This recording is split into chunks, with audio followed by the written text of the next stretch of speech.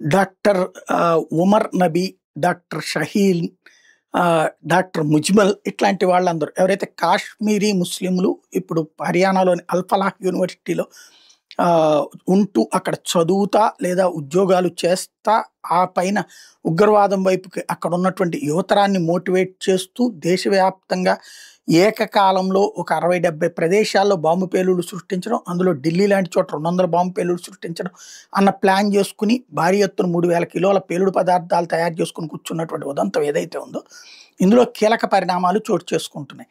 తాజాగా ముజ్మల్ని విచారించినటువంటి సందర్భంలో బయటపడినటువంటి అంశాలు ఏంటంటే వాడిని అడిగారట, ఎరా నువ్వు ఎట్లా చేస్తారు అసలు ఈ దేశంలో మీరు పేలుడు సృష్టిస్తారు, సరే ఇంతకుముందు కూడా పేలుడు జరిగాయి, అంత మాత్రం మతరాజ్యం వస్తుందంటే ఇరాన్లో అట్లాగే సాధ్యమైంది. ఒకప్పుడు ఇరాన్ బైజంటైనా లేకపోతే క్రిస్టియానిటీ లేకపోతే ఇతర పార్సీల అట్లాంటి వాళ్ళందరూ ఉండేవాళ్ళు. ఇప్పటికి కూడా అక్కడ ముస్లింల సంఖ్య 30-40% ఉంది. కానీ మిగతా మతస్థులందరూ కూడా తప్పనిసరిగా షరియా చట్టం పాటించాలన్నటువంటి ఇరాన్లో ఖొమైనీ ప్రభుత్వం ఆదేశాలు ఇచ్చింది. అది కాదన్నోళ్ళని ఊరేసింది. దాదాపు 1800-2000 మంది లాస్ట్ మంత్లో కూడా ఊరేశారు.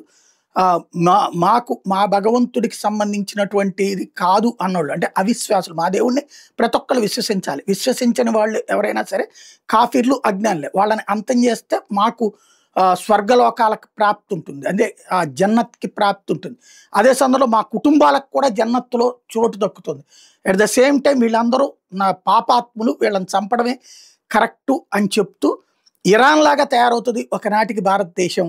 ఇరాన్లో మా సంఖ్య తక్కువ ఉండి ఆ పైన ఇప్పుడు అక్కడ పాలన మాదే నడుస్తుంది, ఇక్కడ కూడా ఇండియాలో కూడా అదే జరుగుతూ చూసుకోండి అని చెప్పాడట. ఇది ఇప్పుడు పెద్ద కలకలం రేపుతున్న అంశం.